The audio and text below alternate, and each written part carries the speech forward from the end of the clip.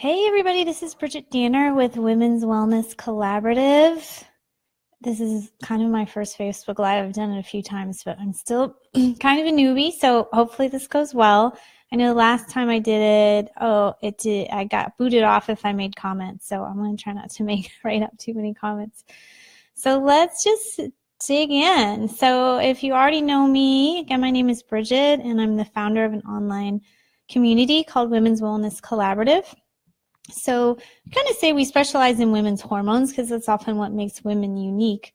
But so many things influence our hormones and health, and we really cover the range in what we do. It's from kind of basic habits to more unusual causes of ill health.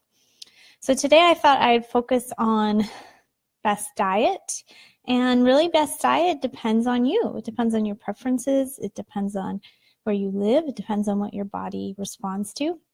So I think in our culture, we go through dietary trends, right? There was low fat, and then there was paleo, and now keto is really popular.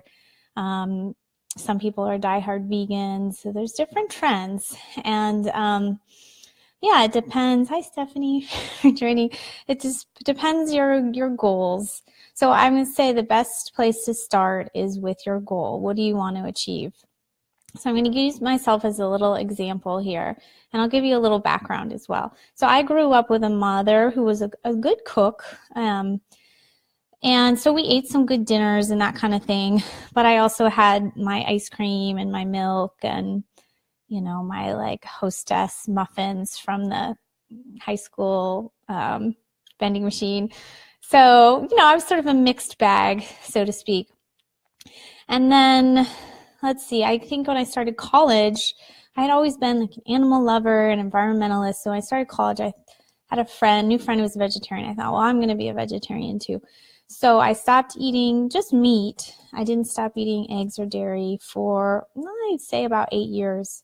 But I wasn't like a good vegetarian, so to speak. I wasn't cooking all my own food. I wasn't eating a bunch of salads. So there's definitely a lot of processed carbs in my diet. And then I moved to start Chinese medicine school at high altitude, and I was really fatigued. So I didn't actually get my iron tested, but it was suggested to me, by my peers and by my professors, maybe you should eat a little meat, just do some broth or do some bison. So I did. I started with broth and bison, and then sort of meat came back to my diet. My energy did improve. Chinese medicine has a very rich history, but sometimes when you try to learn the diet, it's hard to take in. It's based on very old principles. So I would say there wasn't a lot of incorporation of Chinese medicine concepts into my diet. So the next big time my diet changed again was after I was out of school and practicing, and I had my son. And afterwards, I had a lot of anxiety. I didn't sleep well. I got pink eye. I just had a lot going on, and I had to evaluate. Often, right, we evaluate when things aren't going well. So I had to evaluate. I saw a naturopath who was like, oh, you're having gluten. You shouldn't be having gluten. And really, no one had ever told me that before. So I stopped having gluten. I started evaluating my diet. I did my first detox kind of cleanse. I actually led a group through it with me, and it was great. So I would say that I moved on to like a paleo diet, which has been very dominant the last, 10 years or whatever. So I moved on to kind of a paleo diet, and I thought that was like the right way to go, so to speak. I think it has a lot of benefits, right? Less processed food. Our dairy in our culture is very processed. So, hey, I appreciate some people coming on and saying hello. Hi, Sharon and Anisha.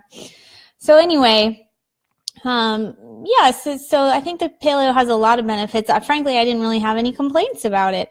But if you listen to my podcast, if you follow some of my stuff, I've been dealing with getting toxic mold out of my body, and everything that kind of has mixed in with a toxic mold, like a chronic virus and parasites. So I'm always reading, I'm learning, right? So I have a goal, going back to the beginning. I have a goal, which is for me to get rid of my virus, to eliminate mold and parasites, and also to stabilize my blood sugar, because I realized that was still really quite a problem for me. And I just didn't feel like, working on my adrenals was like the route. So anyway, I was researching, and somebody you may have heard me reading about was Anthony Williams. He has a few books. He has a new one on thyroid, but he has an older one that I read called Medical Medium. So I was reading it and really loving it and loving some of the food-based approaches to virus. And then I get to his diet chapter, and the first thing he suggests is you do a month of just raw fruits and vegetables. And I was like, what? It's like, stop the press. What is this? So I did have to reflect for a second. I was like, well, I've been on this paleo diet. Maybe it's not a fit for me. Maybe it's not supporting me as much as I should. And whereas I didn't go as extreme as to do a month on raw fruits and vegetables, I did go into more of his maintenance diet, which is like 1 serving of meat a day, preferably at night is what he likes, and a lot more fruit and vegetables. And I started doing some juicing, and it felt really good to me. And as I kind of look back on my paleo diet, I think about the times that, I felt the best or maybe did it the best. And I would say that's mostly when I've been on like a dedicated cleanse or just been in a really good phase where I am eating a salad every day. I'm really putting vegetables first. There's no processed food at all in my diet. And then I've eliminated like some food sensitive, like for me, eggs, I'm sensitive to. So I think for me, now I put in an ad for this Facebook Live, I'm kind of calling it plant-based paleo. So I am having some meat, but not as much meat. And I already wasn't having eggs. And I'm really focusing more on like an alkaline diet. So I've been doing some research too about alkaline versus acid. So if you get for an example, and have what a lot of people might have on a paleo diet, bacon, eggs, and coffee. Acid, acid, acid. So it's setting you up for some fatigue and some achiness and some things being kind of off in your body. Now I'm starting the day with green drink. And it doesn't mean you can never have a coffee or a meat or anything, but I've just read the book, The Alkaline Cure, and they like you to have in a meal 2/3 alkaline to 1/3 acid. And I like that. It's like not like you can't have any acid, but you need to balance it out and keep your pH above 7. So I haven't started testing my pH yet, which is kind of funny, but I plan to. And yeah, so this is just kind of my experiment and where I'm at right now. I'm happy to take some questions. So I'm working on the plant-based paleo, working on increasing alkalinity in my diet. And then the last thing I wanted to mention that I'm playing around with is having more electrolytes.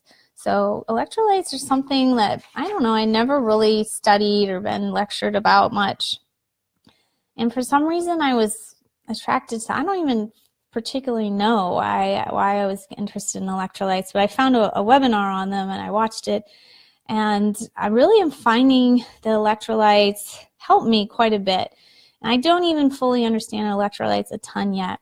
But electrolytes, besides like being good for athletes, are also good for things like fatigue, preventing headaches, and for balancing blood sugar. So simple way to start having more electrolytes is think about having a 1/2 teaspoon of sea salt every day.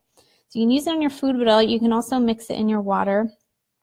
And then there's foods that are high in electrolytes like potato and banana. Probably a lot of foods have different electrolytes. And I think in theory, we can balance our electrolytes with food and with good quality salt. However, I would say I was doing those things, maybe still having an electrolyte problem. So since then, I've been testing out various brands of electrolytes and trying to find the best one to recommend to you guys. I haven't totally decided yet. But I would say that electrolytes are an area that I don't hear talked about a ton. And with everything I've tried in my health, I can't believe like this simple thing has been such a game changer. One reason can be that when you have the right electrolyte balance, it kind of keeps your blood pressure more stable. And when your blood pressure is low and you're kind of having to try to lift it up, that's just a tax on your adrenal glands. So for me, somehow treating adrenals like directly, I don't know, it just felt like it wasn't that much bang for my buck.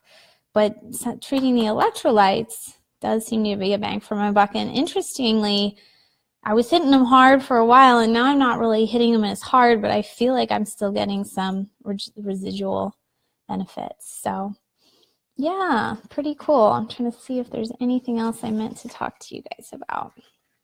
And I would love to take questions. You can write them in the comments. I'm going to try not to mess with the comments so I don't ruin our Facebook Live, but I will read your comments. Yeah, I wanted to mention too, mentioned to Ruth in the beginning, the keto diet I think is very trendy right now.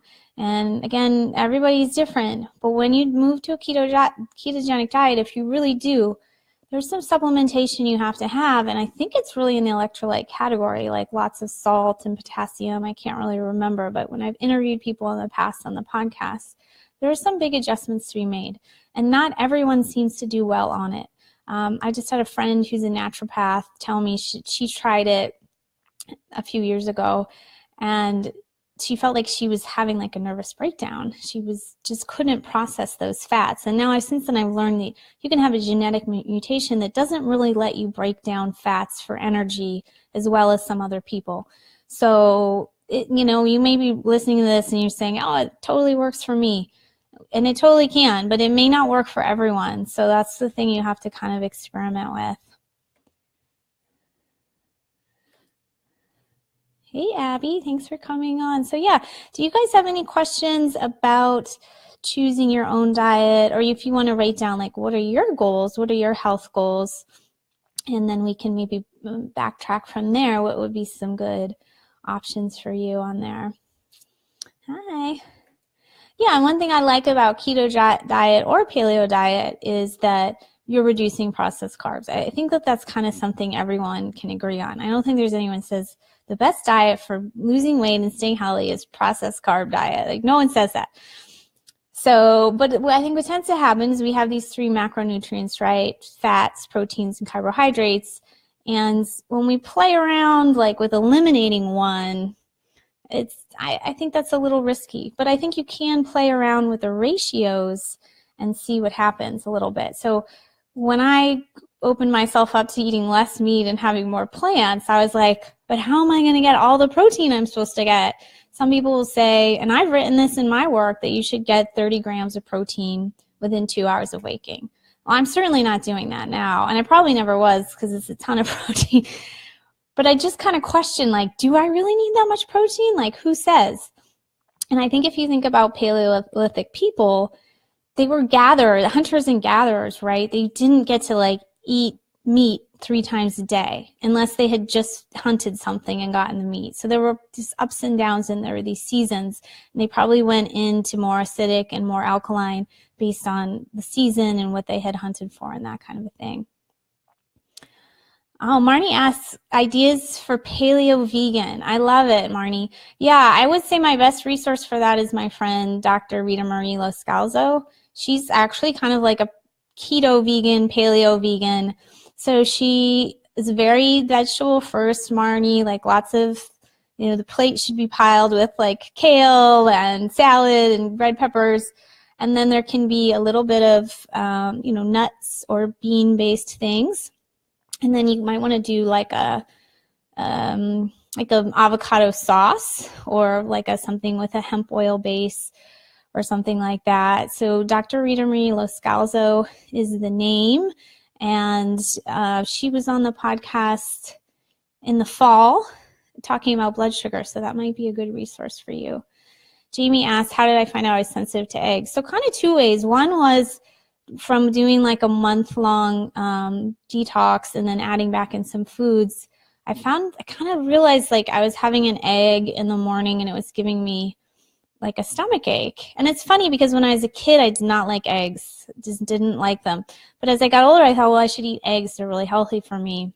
So that was the first way I found out. But then I did do a blood test. Now I'm going to forget if it was IgG, IgM. I always forget. But I did kind of the food allergy test, and the only allergy I have is egg.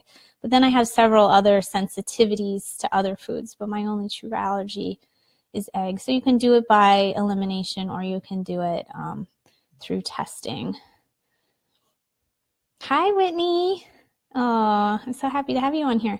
Let me see you. Am I having a... So Whitney said her husband is autoimmune and has gone paleo. He's swimming again and feels great. That's so fabulous. She needs some for tips for moms and kids. Yeah, okay, well, I'll give you one maybe kind of easy tip is like, don't be too afraid of fruit. I think fruit gets like a bit of a bad rap as being so much sugar. But it's a whole food, and the sugar is mixed with fiber, and it can have various properties. It can be like antiviral or help for constipation and all sorts of things. So I think fruit makes a good snack, and you can pair it with, you know, apples and almond butter. Something we've been making at home lately is like a banana date shake. It's so delicious. And so we have some fresh dates, have a frozen banana, almond milk, like cinnamon and nutmeg.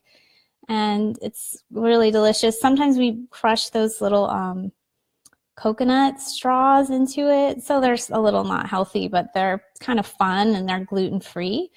So there's that. I'm trying to think of some other kind of fun things. I think we're going to start doing a little more like steel cut oats in our house. I definitely do struggle with my son with like finding the best breakfast. So he does eat some egg, or he'll have some natural sausage or some granola that's like pretty healthy. And sometimes I'll have him have a little green drink with me, like 3 ounces. He will eat a little smoothie, but I still haven't totally hacked the kiddo healthy breakfast. I think you can do like a quiche. You know, really you can do so many things for breakfast. You could do a miso-based soup. You can do leftovers. So I probably need to brainstorm with my kid more, and you could brainstorm with your kids. Like, what are some other things you might like to eat for breakfast? Because I think breakfast is often one we struggle with to like get out of the rut. And then for lunches, I do like jerkies and nuts and fresh fruit, or I'll do different leftovers and send that. I do like salad. My son likes to eat salads. It's one thing. Pickles, I give him. So he eats some things that are more for kids, like a granola bar or potato chips that are pretty healthy. But then I make sure that there's some healthy, fresh things in there as well. Oh, okay. So Marnie, I answered your question, and then I didn't see your second comment.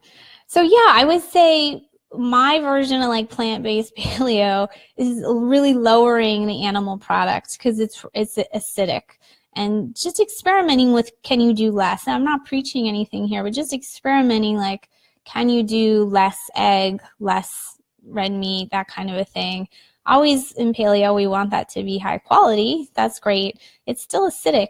So just kind of experimenting with having those veggie-based meals.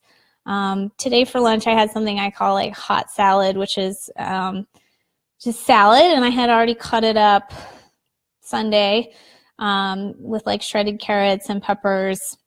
And then I put pistachios on it, which are a little acidic, but it's okay to have a little acidic, remember. Or you could do pumpkin seeds that are not acidic and good for parasites. And then you can do, like I did hemp oil on it and a paleo dressing. And then I did some breaded chicken, a little bit that I had left over, and a little bit of rice. So the kind of the bulk of the meal was a lot of raw stuff and some nuts. And then there was some rice and chicken to like make me feel a little bit more satisfied. So Jamie asked thoughts on legumes. Yeah, Jamie, I mean, in the paleo world, I think they say legumes are often a problem because the fibers, like, you can't digest them well, and they have those anti-nutrients. So I personally think, again, it's a little individualistic. If your gut is really ripped up, maybe they will be hard for you to digest. Maybe you need to spend 6 months restoring your gut. I think sometimes too, people don't have beans very much. So if you just have them like once a week, you might react to them a little more. But if you have them 3 or 4 times a week, I think that you can tolerate them more. When I was younger and a vegetarian, I had beans a lot more. And I think I kind of forgot how to orient them back into my diet. So I need to orient them back into the diet more with like lentil stews soups. And so here's the thing about beans that can really help. You can soak them with baking soda or a piece of kombu seaweed. You should always soak them if you cook them yourself, and then you should soak them for like 12 hours and then rinse them and then cook them. A lot of us buy beans in a can, right? We also forgot how to make beans ourselves. They're actually really easy. They just take a little bit of planning. You can cook them slowly in a slow cooker, or you can cook them in a pressure cooker, which I think an Instapot is similar to a pressure cooker, and get it really going fast. But soaking them in an agent and then rinsing them can really produce, it starts to break down those anti-nutrients, right? The bean is like starting to sprout. And you can even repeat that like 2 or 3 times and get a lot of action of breaking down the beans. So beans are a little starchy. They're like a mix of fiber, protein, and starch. So you kind of have to like watch maybe the amount of starch you have, especially if you have like PCOS or you're recovering from like being pre-diabetic. But I think that beans can be a good addition to the diet. They're often alkaline and not acidic, and they're giving you some protein. They're hopefully stabilizing your blood sugar some because of the fiber. So again, if your gut's a little sensitive, maybe you're having trouble with beans right now, but I don't think that they need to be as demonized as they perhaps have been. Okay, Abby said paleo and breastfeeding. Yeah, so breastfeeding, you need to get a lot of calories. Believe it or not, the baby's taking like, it's like at least 500 calories a day from you. So Abby, just like rich, healthy foods. I think to get a lot of fats is good. To get some like sauerkrauts and fermented foods could be good too for your gut health. You don't want to go too low and not have carbs, because carbs will help you make breast milk, but they can be healthy carbs like sweet potatoes and what else? You could have brown rice, fruit, honey, bananas, those kinds of things are healthy carbs. Abby, I'm not sure what your goals are, if you're just wanting to be healthy or if you're wanting to lose weight or have more energy. Certainly having little kids is tiring and it can be taxing on your hormonal system. So getting lots of sleep is good. I think the electrolytes could be really good for breastfeeding. Coconut water is another high electrolyte thing that I think could really restore you. So let me know if you have any more questions about that. Mary asked if nuts are acidic or alkaline. Some are acidic and some are alkaline, but even the ones that are acidic aren't like super acidic. But I haven't memorized them all yet. But like almond is alkaline and pistachio is acidic. Again, I don't think it means you never have a pistachio again. But it is fun to know. Yeah, it's been fun for me to kind of learn a little bit more about it. Oh my goodness, Joanna Beasley's in here. Okay, she asks how do you get more veggies and fiber into the system if perhaps your body isn't used to it yet? I'd say number one is to go slowly. But it's interesting that you're having such a reaction to it. So this is something I want to study a little bit more, as we all have different metabolic types, and this is something I learned about when I did my functional medicine training, but I didn't get it fully dialed in. So usually there's a quiz to take about your type, and you might be like a fast metabolizer. And I think I'm somewhat of a fast metabolizer too, which means you're burning things well. Things are going right through you, and that has its advantages. I think it really helps for weight management. Some people may be jealous of the fast metabolism, but it can have its disadvantages too. Like, I'm very sensitive to caffeines. I can't really use digestive enzymes because it's going to just go right through me.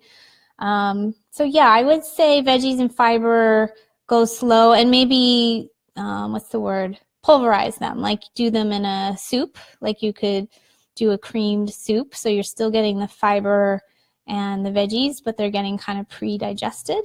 I think that would help a lot, especially this time of year. Depending on where you are in the world, it's cold right now, And your body doesn't have the natural heat to digest raw fibers as well. So cooked food is really much preferable in the winter, like stews and soups. So yeah, I hope that helps.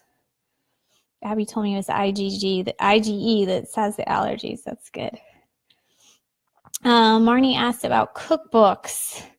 I just got that cookbook for the alkaline cure. I don't have it with me, but it's a guy. It's a male doctor that has some decent recipes. That's a good question. We're definitely putting some more recipes on our website. I just filmed a couple juice recipes the other day. Let's see. Other recipes, ideas. I'm going to have to think about that one. I'm not the best cookbook person. I'm too all over the place to follow a recipe, but I'm going to think about that one. Or if anyone wants to share, that would be great as well. But Marnie, yeah, it's interesting. I feel like keto paleo is so popular right now, and I don't hear anyone talking about acidity versus alkaline. Okay, Sharon asked about an avocado sauce. I don't know if we have this on a video, but we might. So you can do almost like a watered down guacamole to make an avocado sauce. You can do water, avocado, garlic, lemon, olive oil, and then maybe some salt probably. And actually this was one of our cleanse clients came up with this recipe, and it's really nice. You could do cilantro in there too, and it'll keep. You want to make it a lot wetter than an avocado, and it'll keep for a few days, and you can use it on things. There is a cookbook called Sauces, I think, by Rachel Pontillo. It's one of those Kindle books I bought and never didn't read, but I think getting in some sauces, you can soak cashews and then cream them and make them into a sauce. I think that could be a nice base. So sauces can really add a lot of flavor.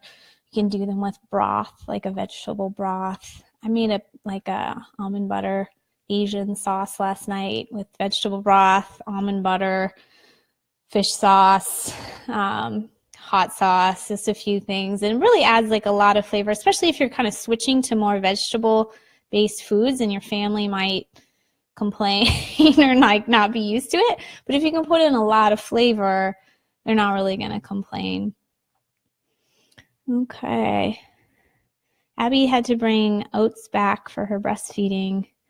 Yeah, oat and oat milk is good for breastfeeding. So yeah, you have to be a little careful with breastfeeding and pregnancy.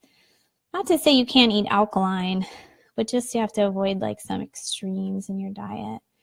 Okay, and Abby is looking for more energy. Certainly, yeah, that's such a hard time having little kids, and I think self-care really has to go high on the list, which often, Abby, I remember once upon a time you and I talked about asking for help. Sometimes it takes a village to give a mom a nap, right? It takes some help to get some little breaks where you can take care of yourself. But Abby, I really think the electrolytes and getting more alkaline could give you some energy. It's been giving me a lot of energy. Some other things that have been giving me energy are to take ubiquinol and ubiquinone. They're two forms of the same.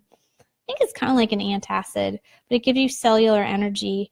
And my naturopath suggested that a few weeks ago, and I was like, yeah, I've tried everything, but I think it really helped. I also do a sublingual B12. So the two other ones I mentioned were ubiquinone and ubiquinol. Marnie, yes, Dominic was the author of the Alkaline Cure. And yeah, you got Maria's dairy-free keto book. Yeah, and I think there's times, we can mix it up, right? The thing I'm excited about with my plant-based paleo is I'm not eliminating any food group. I'm not latching on to some philosophy that I can't let go of. I'm just shifting it around, and I don't feel like I'll have any big gap in my diet. So what I'm trying to say is you might want to make some keto recipes sometimes, and other times you have something with a lot of fruit or a lot of vegetables that maybe isn't that keto, but you can balance it out. Sharon mentioned some books. Nourishing Traditions by Sally Fallon. Yeah, that's so classic. I haven't cracked that book in a long time. And then The Body Ecology Diet by Donna Gates. Ooh, I might like to get that one. So Body Ecology, Donna Gates does a lot of gut microbiome stuff. So I'm sure she's feeding that with some good nutrition. Our dietary needs change over time. Marnie said, yeah, I think that's true as well. So if you're an Olympic athlete, you know, you might be needing a lot more protein than I'm talking about. I remember Michael Phelps used to eat this tremendous amount of food when he was a young swimmer, like incredible amount of food. His needs are very different than mine. And I don't exercise that crazy. And again, my goals are detoxing my body, getting viruses out of my body, that kind of a thing. Whereas if my goal were to like run the Ironman or something, do the Ironman, it might be different. And yeah, I think over time, like when I was younger, I could eat a lot of carbs and not worry about it. Now I cannot, and I really have to keep an eye on it. So you're right, Marnie, that's a really good point. Awesome, you guys, this was so much fun. I was so afraid to do this, to be honest. I always have trouble with live technology, but this went really great. I really appreciate you being here.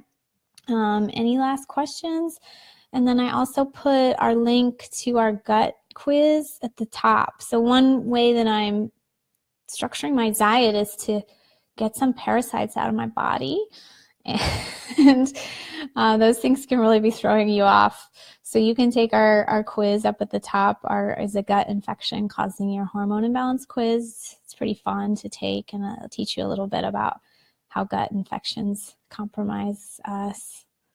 Awesome. So great to see some old faces and meet some new people in here. I really appreciate you being here. And I'm going to do this more often on Tuesdays at the same time. So you can subscribe to our page to stay tuned. And you can also join our newsletter. If you take that gut quiz, it'll put you on our newsletter. And we're gonna do more. Next one we're gonna do on health goal setting. But I knew you guys would love diet. Everyone likes to talk about that. Awesome. Thanks again, everyone. See you next time.